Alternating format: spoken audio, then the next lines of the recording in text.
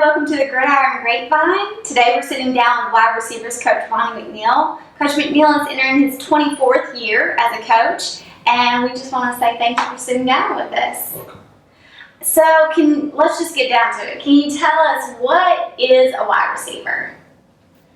It is someone who is eligible by number or formation who can go downfield for a pass. So how many positions can go out and catch a pass? Technically there's 6. A lot of people don't think of it that way. A lot of times it can be, by formation you see how many guys are lined up wider than everyone else. But 5, are pretty obvious, but the 6th one could be the quarterback if there's ever a throwback. So technically it could be 6. Okay, so does the defense dictate the type of run routes or the pass routes that you are going to have on each Friday night? We have different combination routes that we can run against any coverage. It would obviously change a little bit, but there are a few that we will run just specifically for cover 3 or some specifically for cover 2. But those are for combination routes. The things that we call our quicks, which are single receivers. We will throw quicks dictated on what the corner is doing. If the corner is up pressed up on us, we don't necessarily want to run a hitch, which is a short 5-yard route. Against that, we'd rather throw a fade, and vice versa. If he's back and giving us a cushion, we don't really want to run a fade into that. We run some short. And those are your combination routes? That's the quicks, the Okay. single, but the combination routes with multiple receivers, we have some that we can run against any coverage, but obviously would change. But then we'll have some that we'd rather run against specific coverages. So how much time in practice do y'all work on passing and catching? A lot. I like to keep things, try to change it up a little bit, where they're not just doing the same thing all the time. It's try to keep them on their toes is what we're doing. But early in the year, after we get a lot of our combination routes where the kids know what they're doing, we'll kind of hone in on some fundamental things. And early in the week, especially when it's hot, and I'll make Monday and Tuesday our harder days as far as a lot of the harder blocking drills that we do, and a lot of our longer routes where they're going to get gassed and fatigued a little more.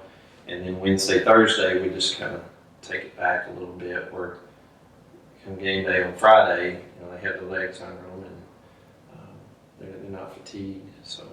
And I know we spoke off camera about how y'all are more of a wing tee offense. That means y'all run the ball a whole lot. So I know blocking, you mentioned that. How much time do y'all spend on blocking in practice? We spend a lot of time on it. It's not the fun part of being a receiver, but in any type offense, to me, it's one of the most important things, because if the ball's behind us, it's already a good play. But if they can get past us, and that's the difference in a good play and putting points on the board.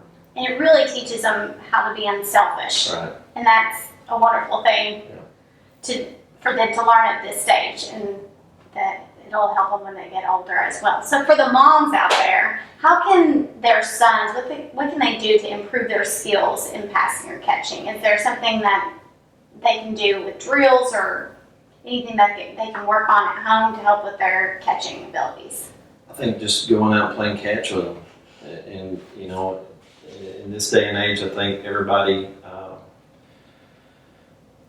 wants to have the secret, to make their kid the best or to be where they can function on a team. But just going out and playing catch, and I have 3 boys, and just going out and throwing with them and spending time with them, but they're still catching, and they can learn on their own a lot of times rather than just making them a robot and teaching everybody the same way.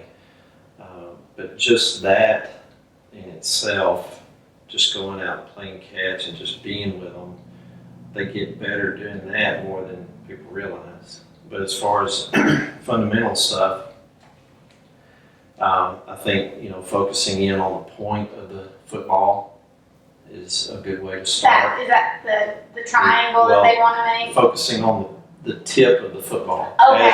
As they, when it's being thrown? yeah, Okay. when they're watching it, focus on the tip.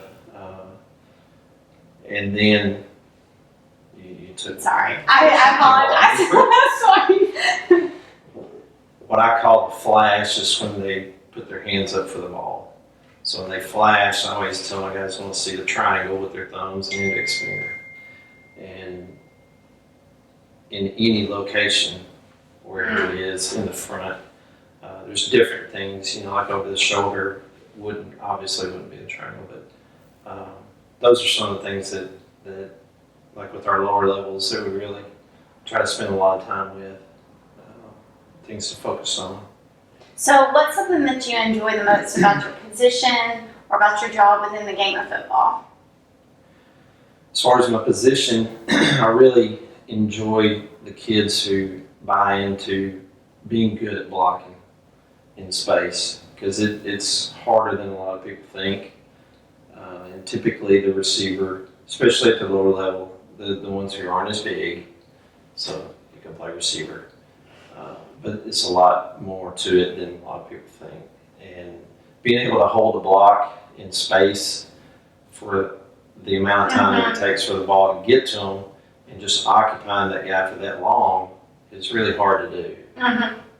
And when guys take pride in that and really sell out for their teammates, like you said, being selfless, we make a big deal about that at Harmony, because everybody's going to want to run a good route, catch ball, and score and get their name in the paper. Everybody wants to do that. Not everybody wants to take pride in blocking for their teammates, because like I said, if the ball gets to us, it's a good play. But if it gets past us, then we get points on the board most of the time. But we have stickers that we put on our helmet, stars, and I have a blocking chart, different types of blocks that if we execute it well and want to go in and grade it, and they really, they want to fill up their helmet with the stars. That's awesome. So that's a little incentive for them to do that. But I really like that more than anything, because you find out the guys who really want to do well for each other and not just for them. Well, Coach, thank you so much for sitting down with us today. We appreciate it, and we wish you and your team the very best. Thank you.